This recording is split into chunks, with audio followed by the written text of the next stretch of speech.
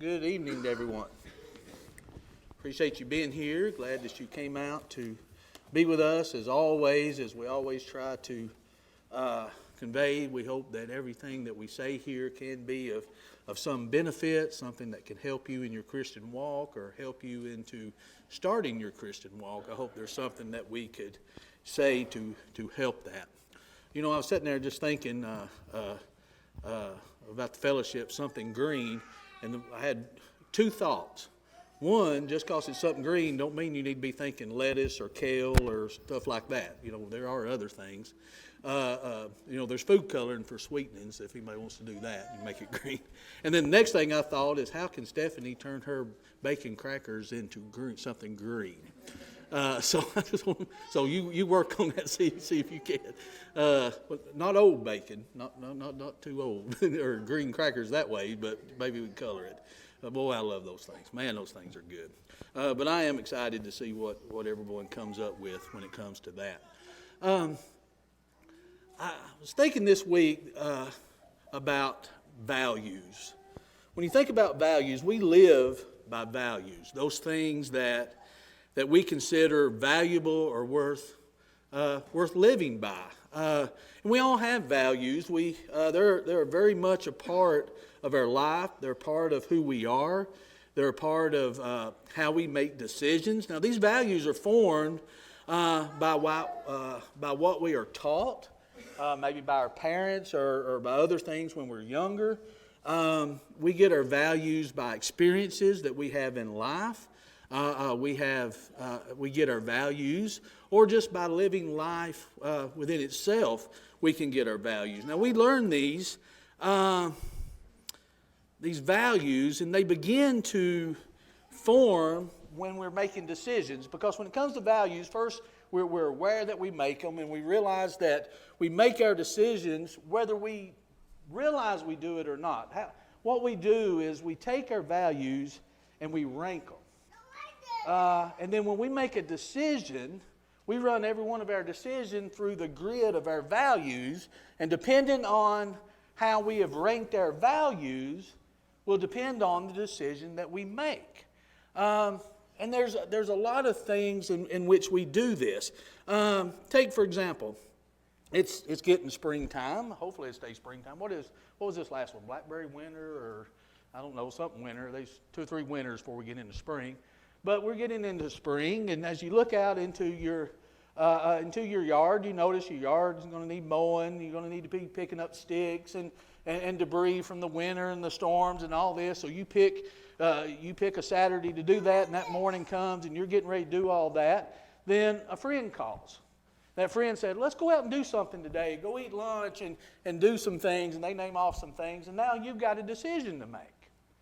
And that decision that you make, because you've only got a limited amount of time, that decision you make is going to depend on where you have ranked the value of things. Do you put more value in a clean lawn, a clean looking lawn, and getting everything mowed and cleaned up because that's the only time you have to do it?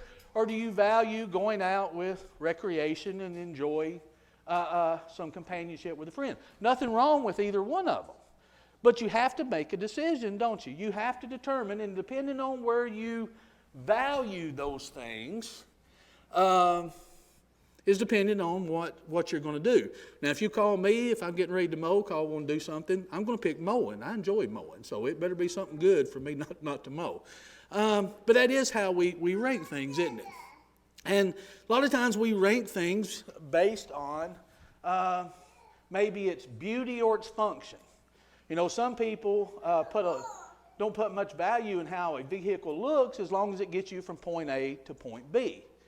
That's fine with those individuals. Some people would rather have a beautiful vehicle sitting in the driveway not running. That's what they want. As long as it looks good, doesn't matter if it runs good or not. Some people may want both. They want it to look good and want it to run. Me, I want it to be clean if I go on a trip. So it's got to be clean. I don't know how anybody can go on a trip with a vehicle dirty. It would drive me nuts. So if you ever see me out in the rain washing a vehicle, you know I'm going somewhere, because I will wash a vehicle in the rain and clean it up before I go on a trip. I put value in that because I couldn't enjoy a trip without a clean vehicle. I just couldn't do it. So we all have little weird quirks and values and how we rank things. So it comes down to, do we want beauty or do we want function? Do I put emphasis on this thing or that thing? Some people put emphasis on and value the fact that they want everyone to like them. Some people may place value on, they want maybe a deeper, more connection relationship with friends, and there may be some people not like them because of that, and they're okay with that. It's just where you put those values as you make those decisions. And it seems like basic things, but what happens is when we make those decisions, it makes us aware of the values that we have. Because here's what happens.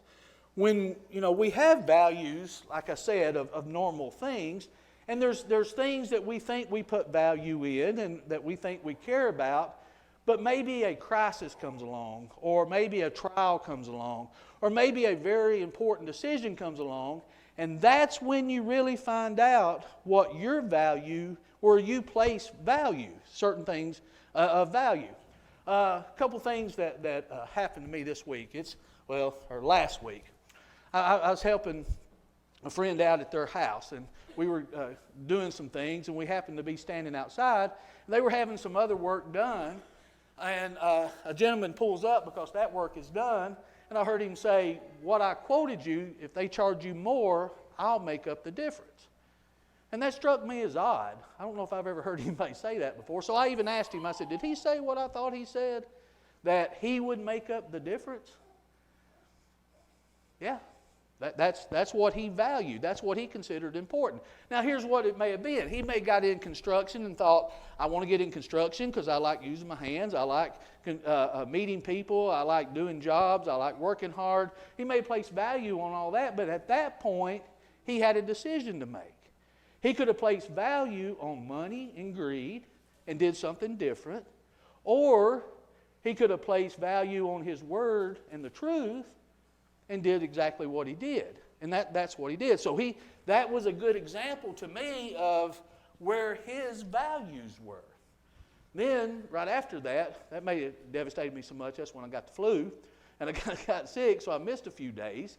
And I guess because I was sleeping during the day and everything, I was up one night watching something on Netflix, and I watched a documentary, to beat it all, on I guess it wasn't really a documentary. It was just a show on last year's PGA Tour, 2024. That's something to watch at night if you want to go back to sleep. But what had happened on this one particular tournament of the weekend, a gentleman had hit his golf ball into the sand trap. And as he hit his ball out of the sand trap, he stopped everything, and he found an official, and he said, "I need to take a penalty." Because the rules say you can't move any sand with your golf club on the backswing. And he said he thought he seen some grains of sand move. So he talked to the officials. They showed the video of it, a close-up of his club and the ball. Couldn't see anything. But he said, I know I seen it. I got to take the penalty. Don't seem like no big deal until Sunday afternoon when the term was over. That penalty cost him $3 million. Now, granted, he made $1.5 million for that weekend, so wasn't a big loss. But $3 million is a lot of money. I don't care how much money you're making. $3 million is a lot. But he could have in that moment, his values could have been, I want to play golf because I enjoy playing golf. I like the exercise. I like the people I'm around. I like the money you make. He could have been all that. At that moment, it could have been about money and greed. But to him, at that moment, it was about truth, or what it appeared to me it was. And that's what got me thinking about this lesson. We're put in situations in our lives to where we have to make a decision, and that decision in that moment will truly show us what is truly valuable to us. You won't be able to hide it. It will come out in those moments, and it will really show us who we are and what we find value. So it makes us aware of our values, and it shows us the values in which we maybe hold dear. And it may be things that we didn't think about. It may have been, we may have thought we had certain values, but when it really comes to those critical moments, those critical decisions, we find out maybe our lack of values or our priority is on the wrong thing, or we might find that it's on the right thing. But irregardless, we realize we all have some kind of value system. Now we get into Christian values. This is a whole different animal. Everything that we've talked about thus far, I think, is true for anybody on the planet. Everybody ranks their values some way or another in things in which they do. It may be good that we put our values, make a list of what's important to us, what our values are, what we place importance on. It may be our family, it may be our work, it may be friends, it may be whatever it is. It may be, we look at our values and we can write them down, and maybe it's a good idea to write how we rank our value system. Just in general. I'm not even talking about Christian things. I'm talking about just in general. That may be a good, foundation for us to see where we're at. Then you get into Christian values. Now, Christian values is going to be different because when it comes to Christian values, our value system is based on how God ranks the value, not how we rank the value. And we have to see if it's the same as what God's is. If you notice in Romans chapter 12, in verse 22, it says, "Do you have faith? Have it to yourself," Paul says, "before God. Happy is he who does not condemn himself in what he approves." Now, Paul is talking about a lot of things in Romans chapter 14, and that's several sermons within itself. But when you look at what he's saying is, we can put value on something, we can rank it as high value and make a decision based on those values, but if they don't line up with God's values, that can condemn us. We can put a priority on that where God doesn't put a priority on it, and he says, what do? He says, it does not condemn himself in what he approves. So the things that I approve that thinks of a big value to me, it may not be exactly that way when it comes to God. So what are some of the key biblical values that we want to have in our lives? Because we all know we have values, and we know we're going to be put to that test. We know we're going to have to make decisions based on those values. Are they made just on how I value something, or are they based on how God values it? Because we're all going to be faced with it. We only have a limited amount of time in this world. We only have a limited amount of time during the day, during the week. And we're going to have to make decisions. What is important? How am I going to spend my time? How am I going to place a priority or a value on something? Well, it may be, again, what I think is important. But is that truly what is important, or does God tell us what is important? I want to go to a couple examples in Scripture when it comes to, I think, the values and trying to find out what kind of values we should have. If we look in Matthew chapter 22, beginning at verse 35, it says, "Then one of them, a lawyer, asked him a question, testing him and saying, 'Teacher, which is the greatest commandment in the law?' Jesus said to him, 'You shall love the Lord your God with all your heart, with all your soul, with all your mind. This is the first and greatest commandment. And the second is like it. You shall love your neighbor as yourself. On these two commandments hang all the law and the prophets.'" So someone knowing the law comes up to Jesus and asks him, what's the greatest commandment? He's basically saying, what's the greatest value?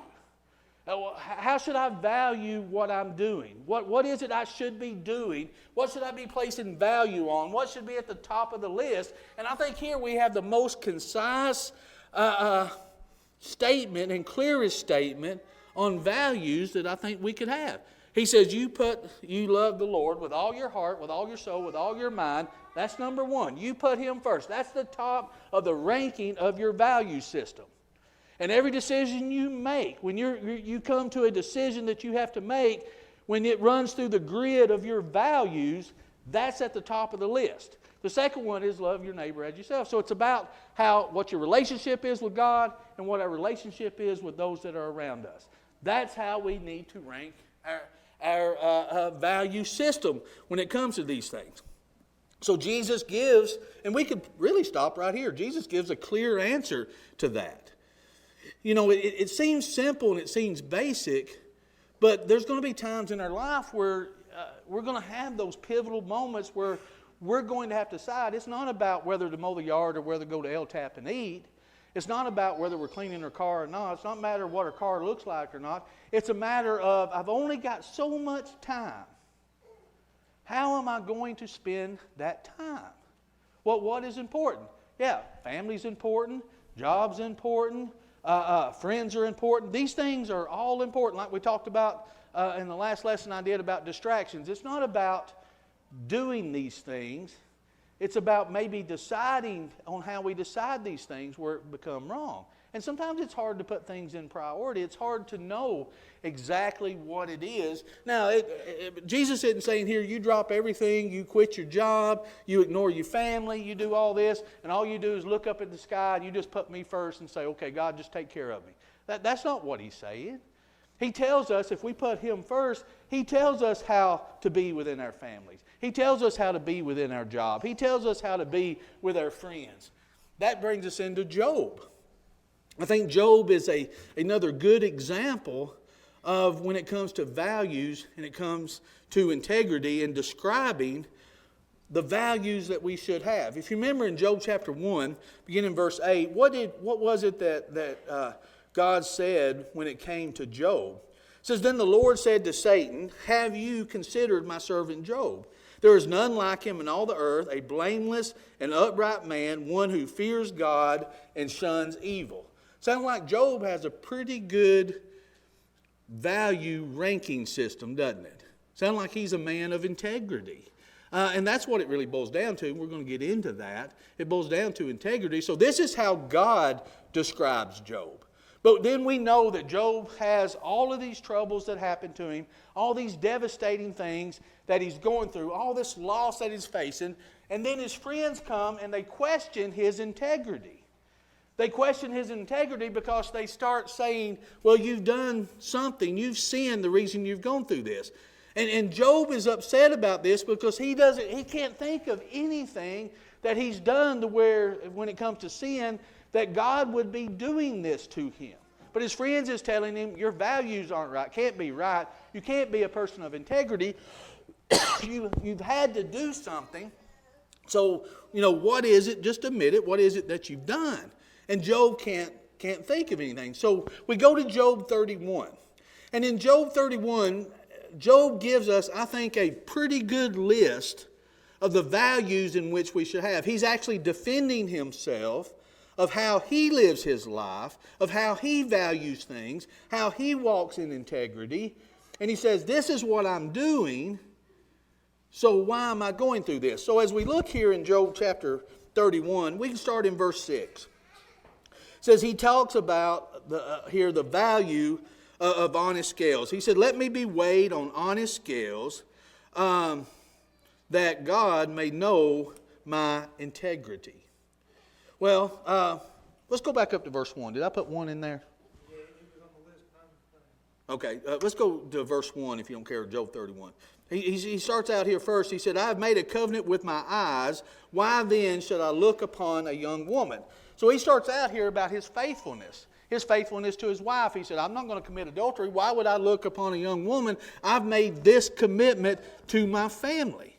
And we all should be able to say this, isn't it? I've made a high value system that I have when I'm making decisions. One of them is my faithfulness to my spouse, my faithfulness in my family. That should be high on the list. I'm a high priority of this. I'm a circle the wagons when it comes to your family. I'm a circle the wagons and defend, to the end. This should be a high priority for us, shouldn't it, when it comes to family? And that's the way it was with Job. He said, I'm going to be faithful when it comes to my wife. And then verse 6, he says, if I put an honest value on honesty of how you deal with things. He said, let me be weighed on honest scales that God may know my integrity.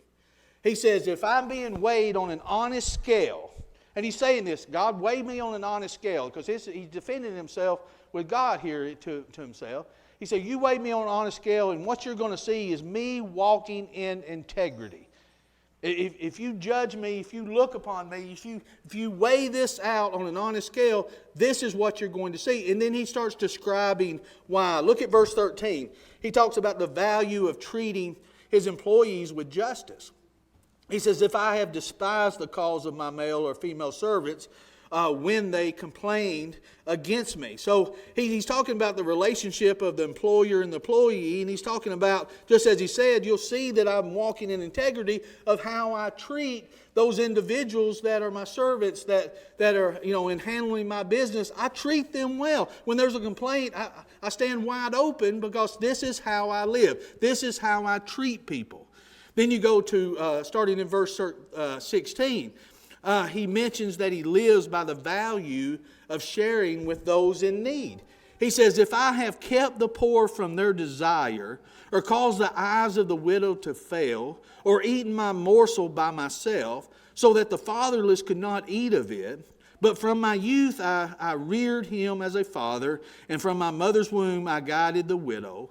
If I have seen anyone perish for lack of clothing, or any poor man without covering, if his heart has not blessed me, and if he was not warned with the fleece of my sheep, if I have raised my hand against the fatherless, when I saw I had help in the gate, then let my arm fall from my shoulder, let my arm be torn from the socket. He said, look at how I treat those in need. Look at how I treat the poor. I clothe, I feed, I do everything that I can. If I'm not doing that, let my arm be ripped from the socket. He's saying, I put a high value on this.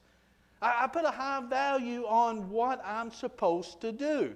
Now remember, God said he was an upright man. God said he was a just man. He was a blameless man that shunned evil. And Job is actually saying what God already confirmed. This is how I live my life. This is how I treat people. When I make decisions and I run those decisions through this grid of how I've ranked my values, this is what the result is. He said, this is how I treat people. Look, starting in verse 24, he mentions that he has valued trusting God more than trusting in his possessions. He says, if I have made gold my hope, or said to find gold, you are my confidence. If I have rejoiced because my wealth was great, and because my hand had gained much. Job was a wealthy man to begin with. We talk about him losing all and all that he gained back. He was wealthy to begin with.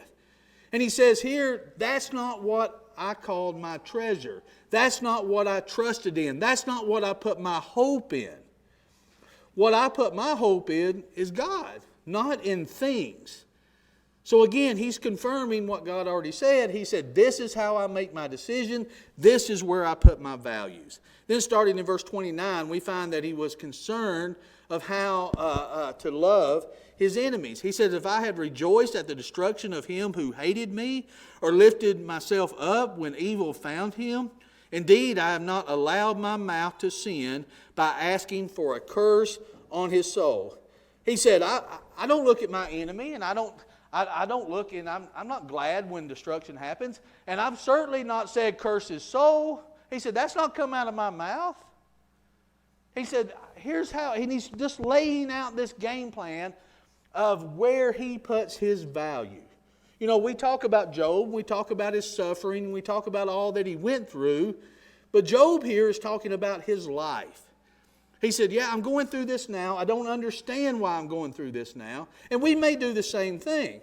We may go through this. Why is this happening to me? And we may go through a list in our mind. I do this. I do these things. I'm a good person. I treat people well. I don't trust in things. I'm loving my enemies, or at least I didn't say I want to curse his soul. You know, I didn't go that far. I'm doing the best that I can. Why is this happening to me? That's what Job is going through. Now, he don't understand all the things that's happening between God and Satan of why he's going through this. He don't understand, and God's going to tell him, just trust me. I've got your best interest in mind, because he's thinking about things he don't understand. But Job is evaluating his life here. And I think it would do well for us to do the same and look at these and say, do I place the same value as Job does on these things? We may say that we do, because that's a big difference. professing our values and living our values are two different things sometimes. And that's what we've got to be careful of. So as we go through this, these are just some of the values, I think, solid biblical values that Job lived by that I think we do good to live by. And it comes down to integrity. As he said in verse 6, weigh me by honest scales and you will know my integrity. Job is saying, I walk in integrity. And I believe integrity is something we need today, isn't it? You don't find that very often. That's why you have to have contracts and sign all these paperworks and do all these things and go through all of these things, because a handshake evidently doesn't work anymore. A person's word doesn't work anymore. I seen evidence different than that the other day. It was very refreshing to me to see that. I didn't think there was anybody left like that in the world sometimes. We make decisions with good intentions, but when it comes down to it, if it costs us something, money, time, or something else, then sometimes our values change. But our value doesn't need to change. It needs to come down with, this is what my word was, and that's what I'm going to do. That's what God does for us, isn't it? God shows us His word. He tells us His word. We can have confidence in His word, and I take confidence in that. It really bothers me when I hear people say, well, this person's good, or they did this or this. God's probably going to just, God's going to take care of them anyway. That really bothers me. And it bothers me because if God can do that, I can be a living sacrifice like Paul tells us to be in Romans chapter 12, 1 and 2. I can do all of that. I can live for Him each and every day. Then He can tell me, depart from me, I never knew you. Because if He can do one, He can do the other. Because I can't trust Him. Right? I can trust His word. I can trust what He says is going to be true. And I can live by that with that kind of confidence. And I think that's what He expects from us too.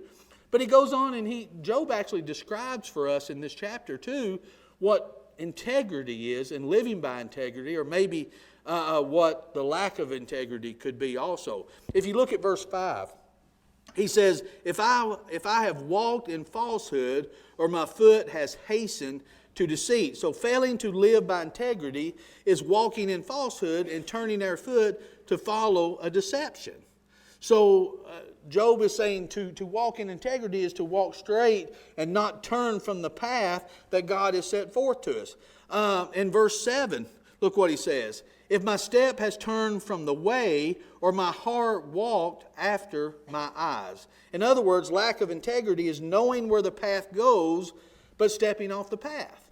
Lack of integrity is knowing in our heart what is the right thing to do, but following our wandering eyes instead. In other words, it's doing with our hands what we know we shouldn't be doing.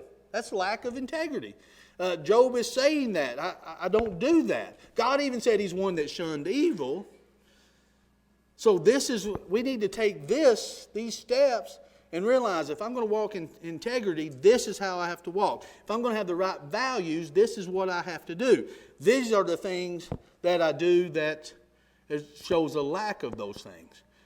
Solomon describes it another way in Proverbs chapter 4 that Brother Jim read a few moments ago. It says, let your eyes look straight ahead and your eyelids look right before you. Ponder the path of your feet and let all your ways be established. Do not turn to the right or to the left. Remove your foot from evil. Integrity occurs when the values we say we declare and the values we live by are the same. That's what we have to do. So now, we have to ask the question. We want to ask ourselves, am I faithfully living the values that God has set before me? I may proclaim to do it, but am I truly doing that? Now, none of us live our lives on living up to all those values. Let's just be honest. Let's just be as plain as we can. It doesn't mean we're going to live perfect lives. It doesn't mean that we're going to make the right decisions. Sometimes we're faced with a decision to where the two values, kind of clash. And sometimes we take the low road. Or as I say, sometimes I take the high road, but for the wrong reasons. I can get higher to where I can, get a better advantage on them, I guess. But sometimes we do that, don't we? Sometimes it doesn't, we don't make the right decisions. Sometimes we don't live up to those values. And sometimes it's because we forget to, we get distracted, and we don't do it. Sometimes it's because we haven't learned maybe those set of values yet. We're still studying, we're still growing, and we've got to allow ourselves to do that. We've got to allow ourselves to be students of God's Word and learn as we go and learn these steps. Just because, I'm getting older doesn't mean I know everything that there is to know, that I've got it all figured out yet. I'm still learning. I'm still growing. I'm still faced with things in the world. I'm still having to make those decisions. That's why God gives us a way to correct those things. But that should be what's on our mind. That should be how we decide that. We shouldn't decide them in the moment. We should decide them to begin with. This is what I'm going to do. I'm going to keep my word. And sometimes that becomes hard. Now, there's biblical. We could look at a lot of biblical illustrations when it comes to making the right decision or not making the right decision when it comes to values. We can go back to the father of a nation, Abraham. Did Abraham stick to all of his values and make the right decision every time? Well, he didn't. He got in a situation where fear took a little bit of a front seat, didn't it? When he said, "No, Sarah's not my wife; she's my sister," because he's afraid he's going to get killed. He didn't put a high value at that time on the truth. And there was consequences for that. He was in a situation, he feared for his life, and he made the wrong choice at that moment. We could go to Daniel and Shadrach and Meshach and Abednego. Daniel and the other three, when they took captive, they stuck to their values. They didn't partake of the king's table. They stuck to doing the right thing, and they were noticed because of that. They were different than the others were because they stuck to their values. And then when it come to praying, Daniel still prayed as was his custom, the Bible says, even when there was a law that said he couldn't do it, and even when he faced the lion's den, he had to make a choice, and his value system was to serve God no matter what. And so he did, even facing the lion's den. And the three Hebrews, Shadrach, Meshach, and Abednego, facing the fiery furnace, they would not bow down. Their value system was, it doesn't matter what you do, we're still going to serve God. Then we could go in the New Testament. We can see Peter. Peter didn't always make the right decision. When they come to arrest Peter, Peter pulled out his sword and was going to kill a soldier. He was going to fight. But when he was in the courtyard and he seen Jesus arrested, he seen what they were doing to him, and he started fearing they were going to do the same thing to him. When they asked him, "No, I don't know him." 3 times he denied it. So his value system at that moment was fear was higher than the truth. Have you been put in that situation? Have I been put in that situation? We could go to Demas. Demas, Paul said, Demas forsook me for the love of this present world. So Demas made his decision based on how he ranked his values. He run it through his value grid, and he picked the world over serving as he should. So we could go to biblical example to biblical example. We could go to Joseph. Joseph is a good one. Joseph, even being sold by his family and being in a strange place, being a slave in a strange place, still walked with integrity with all the things that he faced. His value system was, I'm still going to serve God no matter what I'm faced with. So again, it comes down to, what about us? The question is, do we have those same kind of values, and are we going to live up to those values? Again, we struggle. Look in Psalm 73 and verse 2. Notice what the writer describes his struggle when he says, "But as for me, my feet had almost stumbled. My steps had nearly slipped." Well, have you been on the banana peel of a decision before and almost slipped? The psalmist here says these struggles are real. These values are real. Walking in integrity is real. Walking on the right path and not stepping off, it's real. But there's a lot of things that this world throws at us. And we're going to have to make these decisions. We're going to realize the struggle is real, that the fight is real, and it goes on, but the victory is His. Because He put a high value on us. And that's why He died. If you look in Proverbs 10 and verse 9, it says, "He who walks with integrity walks securely, but he who perverts his way will become known." It'll become known if you don't walk with integrity. It comes out because of the decisions that we make, the value that we place on the things that we place it on. And how does it line up with God? Proverbs 11 and verse 3 says, "The integrity of the upright will guide them, but the perversity of the unfaithful will destroy them." So tonight I want to invite you to make a commitment to integrity. Make a commitment to look at your values. Make a commitment to say, this is what I hold dear. And there's things that we do in this world that we do hold dear, the physical things, and nothing wrong with those things. But just remember, we only get so much time. How are we going to use that time? What are we going to place value on when it comes to making those decisions? In Psalm 7 and verse 8, and the lesson is yours, "The Lord shall judge the peoples. Judge me, O Lord, according to my righteousness and according to my integrity within me." Could we all pray that? Would we want to? Judge me based on my integrity that's within me. I love that the prayer that Ty did when he talked about, Lord, take these evil thoughts or evil things from our heart. Because that's what we all want, isn't it?